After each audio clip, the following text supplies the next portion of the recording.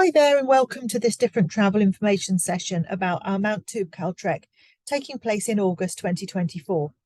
My name's Jenny, and I'm here to talk to you about this short 5-day trip, which enables you to summit North Africa's highest mountain. Before I talk about the itinerary, I just want to run through the health and safety points that are important for us to cover. So your health and safety is our top priority. We're taking steps all the time to make sure that you not only have a memorable experience, but a safe one too. And to do this, we constantly monitor and follow the advice of the British Commonwealth, Foreign Commonwealth and Development Office.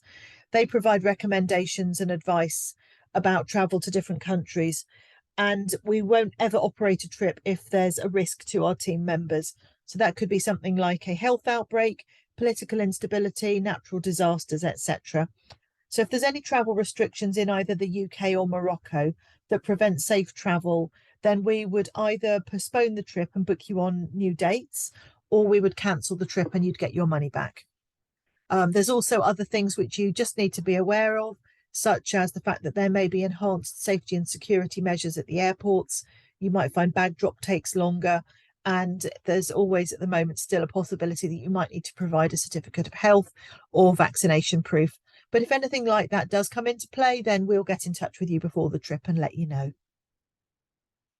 So this map just gives you an indication of the location of Morocco in the northwest corner of Africa.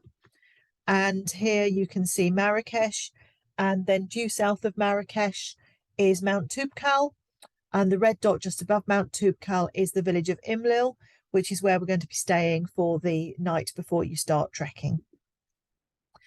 So on Friday the 9th of August, we'll be flying from London to Marrakesh. Assuming it's a direct flight, then it'll take about 3 hours. And once we arrive, we'll meet our guide, and then we'll carry on by road up to Imlil, which is set in the Atlas Mountains. That's going to take about an hour and a half. It's a really nice journey. You'll drive through Marrakesh and then you'll get out into the countryside. So you'll get to see a little bit of Moroccan life. We might drive through some towns with markets and things going on. And then we'll leave the main road behind and start going into the mountains. And we reach Imlil, which is a lovely village. It's surrounded by the mountains, and there's little rivers and waterfalls around and about. It's just nice to have a little wander around, and it just feels very lovely being up in the mountains with beautiful clean air. So we'll be staying overnight there in a traditional guest house. We'll have dinner that night and then early to bed, ready for the next day. And on Saturday, we'll start trekking. We'll meet up with our trek team. So we'll have our guides. We'll probably have somebody who's going to cook for us, and we'll have some mules and their owners. They're going to be carrying the trek luggage. Trek luggage needs to be kept to a minimum in terms of weight because obviously it's being carried by the animals. You won't need very much. You're just going to be camping for 2 nights. And what we'll do is we'll start trekking along the valley, and then along the way we reach Sidi Charamouche, which is known as the Devil's King, and it's a small Islamic shrine which is believed to heal mental illnesses. There's some shops and restaurants nearby, so that's where we'll stop for lunch. And once we've had lunch, we'll carry on trekking up and up and up until we reach our camp at 3,200 meters. So you can see from this picture, it's quite basic. It will be tents, a mess tent, and probably a toilet tent, which will just be a hole dug in the ground with a privacy tent above it. And that'll just be set a little bit away from the main tents. We'll be based here for 2 nights. So this is where we'll stay the night before and the night after the summit. There's a few images here which just give you a bit of an overview of what the landscape is like along the way. And then on Sunday, we will be doing summit of Mount Toubkal. So we'll set off quite early. It's quite a long climb. It'll take about 4 to 6 hours to reach the summit, 4,167 meters, which is the highest peak in North Africa. Once you've got to the top, you should have some stunning views over the Atlas Mountains and maybe even as far as the Sahara.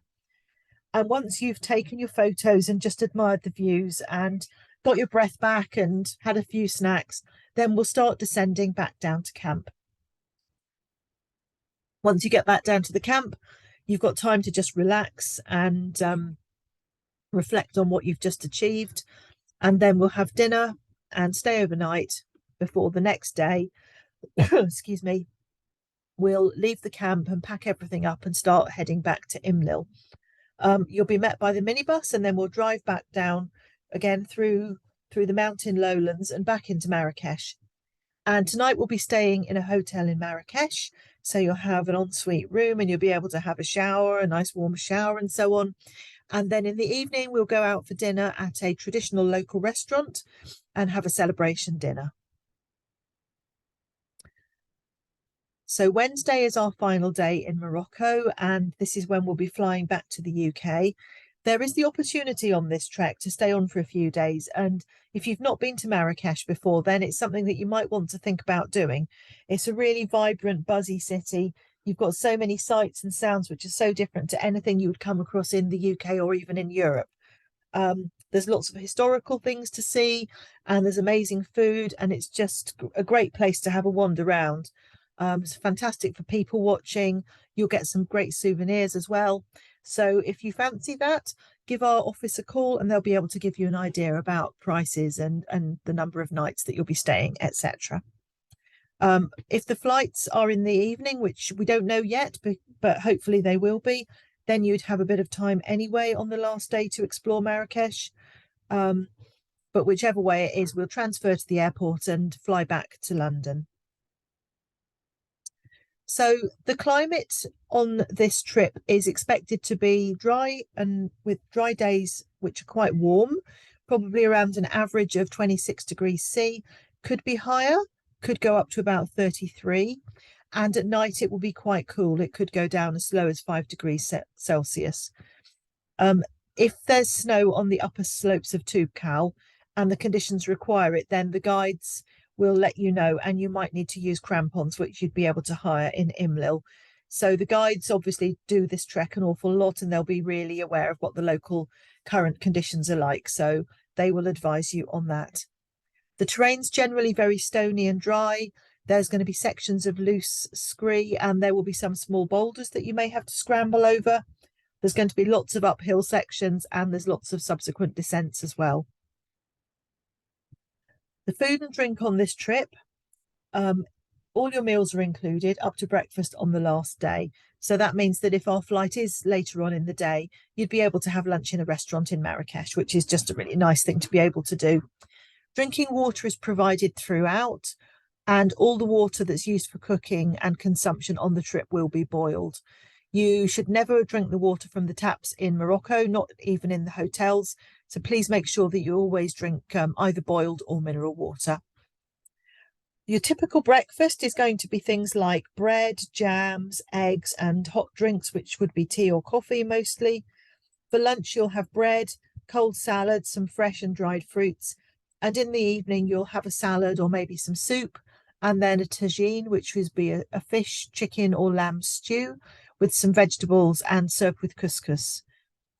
If you have any dietary requirements, if you're veggie or vegan, or if you've got any allergies or any food intolerances, then we can cater for these as long as we're told in advance. So the best thing to do is let us know at the time of booking, fill all the details in on your booking form, and if anything changes between then and when you actually travel, then get in touch with us and let us know so we can update your details. So how challenging is this trip? Well, it's graded as challenging for someone of a good level of fitness. And you're going to be trekking up to an altitude of over 4,000 meters. The steep terrain is tiring because you're going to be going for about 8 hours a day. Summit day will be tiring because you obviously want to get there and get back down again. And you'll be starting off very early in the morning. Part of the trek's going to be at high altitude above 3,000 meters. So that's the area between the campsite and the summit. There's a possibility that some people may suffer from altitude sickness. It's really impossible to know. It's not anything that you can prepare for or train for, but not all of the trek is at altitude, so the likelihood of it kicking in is lower. You're going to be camping for 2 nights with very basic facilities, and so all these factors together make it a challenging trip. But although it's tough, it is achievable for anyone who's got a good level of fitness, who's done the appropriate training. It's important that you stay positive and remember your goal. And it's also important to keep your own pace and just to keep going steadily. It's not a competition and it's not a race, but your hard work will be really rewarded. Excuse me. Once you get to the top and you're greeted by the spectacular views over the mountains. So please don't underestimate the importance of training, because the more training you do, the more adept your body's going to be at recovering after the day's trekking. And then you'll be able to start the next day rested and recovered. And you must take responsibility for coming to Morocco as fit as you can be. So how should you train for this trip? Well, the first thing to do is just get outside and start walking. And if you're not a regular walker, then start slowly with short distances. And as you get more comfortable, just start building up the mileage and adding in more challenging terrain. So ideally, will build up so that you can comfortably walk for several consecutive days on hilly terrain with a heavy backpack. And this is a trek featuring multiple ascents and descents. So hill walking should really feature highly in your training. Other activities that can complement but not replace the hill walking include things like cycling, running, gym workouts, boot camps. It's also important to build up your core and leg muscle strength. So do exercises such as squats, lunges, planks, press ups, those kind of things, because those can really enhance your training. And those sort of things can be done at home. You don't need to join the gym. But take your training seriously. Come to the trip as fit as you can be so that you get the most out of this challenge. So there's a few frequently asked questions which may have occurred to you, which hopefully I can answer. In terms of communication, you might get a phone signal on and some data on the mountain, but equally you may not. So don't rely on it. Don't assume it's going to be there. Wi-Fi will be available in the guest house and in the hotel, but it might be slow and a little bit unreliable. You do need to have travel insurance for this trip, and you need to arrange this yourself. It needs to cover trekking at altitude. You need to wear proper hiking boots for this trek. So trainers and walking shoes aren't suitable. They do need to be hiking boots with ankle support. There's no upper age limit on it. The minimum age is 18. 16 and 17-year-olds can take part as long as they're accompanied by a parent or a guardian. And if you've got a medical condition and you're wondering if you can take part, the chances are that you can, but you would need to see your GP for a consultation. All medical conditions must be declared to us. And if necessary, a medical form may need to be signed by your GP just to say that you're cleared to go on the trip. So who's this challenge for? Well, there's a picture here of a group of trekkers on one of our other trips, and it just shows the mixed people that come on our trips. We have people who are really dedicated to the charity that they're raising funds for and will do any trip that they run. We have people who have loved doing lots of luxury holidays and have never camped or done anything like this in their life. So they're pushing themselves out of their comfort zone. We've had people who wanted to kickstart a healthier lifestyle and have thought that this would be a really good motivator. People celebrating big birthdays. There's been parents whose kids have left home who've suddenly got time on their hands to do other things. There's grandmothers, there's older teenagers, people who just think this looks like a really good thing to do, and that's something that might be quite fun and might be a good way of meeting other people. So these trips are really great for anybody and everybody. And the fact that we get such a mixture on our trip is really nice, because you get to meet new people and chat to people who you might not have come across in life otherwise. So how much does it cost? It's broken into two sections. First of all, you have to pay a £345 registration fee at the time of booking, and then you choose one of the other following options for the rest of the trip balance. You can take the self-funded route where you pay your own tour cost balance of £575.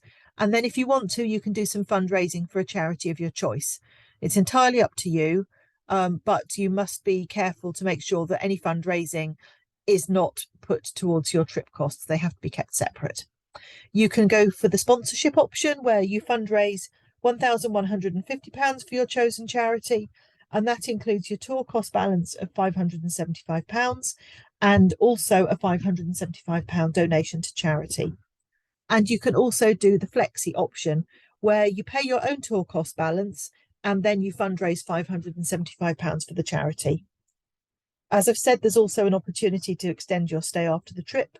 So if you want to find out about that, please let us know. If you're wondering what support you'll get once you've signed up, if you fundraise for a charity, their team will support you throughout the challenge with your fundraising. You'll also be provided with a full kit list, a trip dossier, a training guide, and some discount vouchers by Different Travel. And you'll be accompanied by a first aid trained Different Travel tour manager who will be with you throughout the trip, and professional local guides who will meet in Morocco. And there'll be a pre-departure meeting with your teammates in Different Travel. This is quite likely to be online just because the people on this trip will be coming from all over the country. So if you think this sounds really exciting and you'd love to sign up for it, how do you do that? So go to our website, www.different-travel.com, and then you can either look for all trips and find Africa, and within that you'll find Morocco, or you can follow the link that's shown in front of you on the website, on the screen here. So trip/Morocco, Mount Toubkal 2024, and then just click on book now, which will be the bottom right hand side of the screen that you can see. If you've got any questions, then my colleagues in the office would be really happy to help you.